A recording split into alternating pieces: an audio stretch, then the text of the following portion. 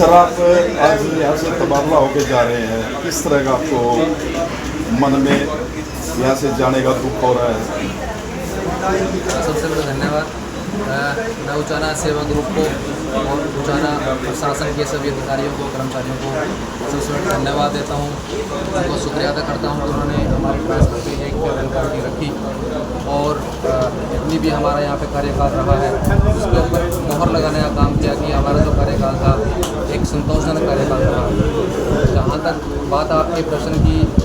मैं ये कहूँगा कि मेरा कार्यकाल 1 वर्ष और लगभग 3 महीने रहा और मैं पूर्णतः असंतुष्ट यहाँ से इस कार्यकाल से हुआ। यहाँ पे जो भी छोटी मोटी जो भी कमियाँ थी उसको हमने दूर करने का प्रयास भी किया और उसमें हम सफल भी हुए। जो भी जनमानस के काम हम कर सकते थे, जो भी उनकी भलाई के लिए जो काम कर सकते थे, सरकार ने अभी जो समाधान शिविर लगाए हुए हैं उसके अंदर भी इंटर डिपार्टमेंटल कोऑर्डिनेशन से जो भी समस्याएं पब्लिक की हम दूर कर सकते थे उसमें मैं मानता हूँ काफ़ी हद तक दूर करने में कामयाब भी हुए हैं और इसका श्रेय पूरे जो उचाना के अंदर विभाग हैं उनके अधिकारी कर्मचारी उनको जाता है। और जो मेरा कार्यकाल यहाँ का रहा है बहुत ही संतोषजनक कार्यकाल रहा है और ट्रांसफ़र पोस्टिंग एक अधिकारी कर्मचारी के सर्विस का हिस्सा होता है। वो आज यहाँ तो कल कहीं और उनको नौकरी करनी होती है और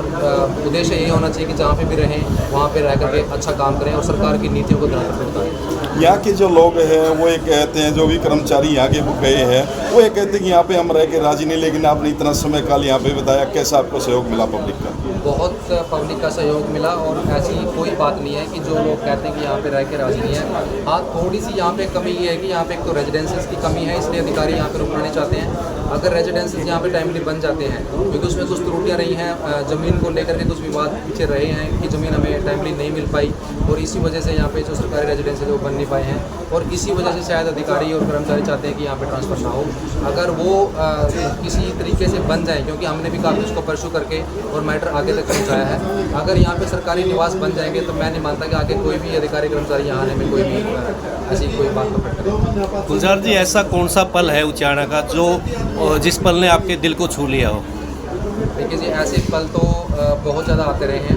लेकिन सबसे ज़्यादा अगर मैं कहूँ तो जब हम पौधारोपण कर रहे थे गांव-गांव जा कर के,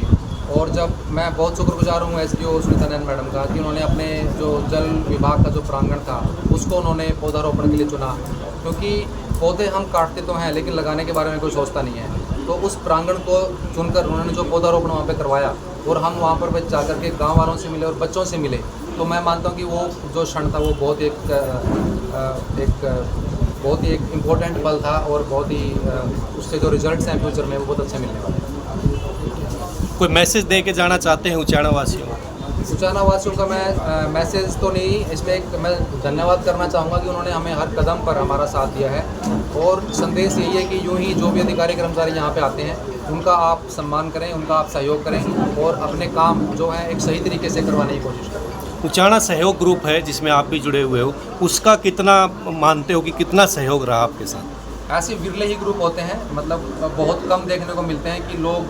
किसी की सहायता करने के लिए आगे आते हैं। मैं उचाना सेवा ग्रुप के सभी पदाधिकारियों को, उचाना सेवा ग्रुप को बहुत बहुत धन्यवाद करता हूँ, बधाई देता हूँ कि वो लोगों की सहायता करने में, उनके काम आने में आगे रहता है और बढ़ चढ़ कर जितना भी उनसे हो पाता है वो सहायता करते हैं। ऐसे ग्रुप सभी जगह पे होने चाहिए।